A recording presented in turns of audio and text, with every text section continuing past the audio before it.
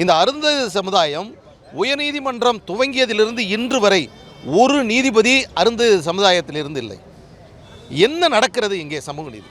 உயர்நீதிமன்றத்தில் இருக்கக்கூடிய நீதிபதிகளில் வண்ணார் சமுதாயத்திலிருந்து இல்லை, அதே போன்று குறவர் சமுதாயத்திலிருந்து இல்லை, மீனவர் சமுதாயத்தில் குறைவாக இருக்கிறது. பலர் சமுதாயத்தை என்னால் சொல்ல முடியும். யாதவர் சமுதாயத்தில் இல்லை, விஸ்வகர்மா சமுதாயத்தில் இல்லை. மிகப்பெரிய சமுதாயங்களாக இருக்கக்கூடிய தேவர் சமுதாயம், நாடார் சமுதாயம், முதலியார் சமுதாயம் மற்றும் நான் இந்த தாழ்த்தப்பட்ட சமுதாயத்தை சார்ந்த எந்த சமூகத்திற்கும் உரிய பிரதிநிதித்துவம் இல்லை. என்ன நடக்கிறது? இதை யார் கேட்பது? இது எப்பொழுது இவர்கள் நிறுத்தப் போகிறார்கள்?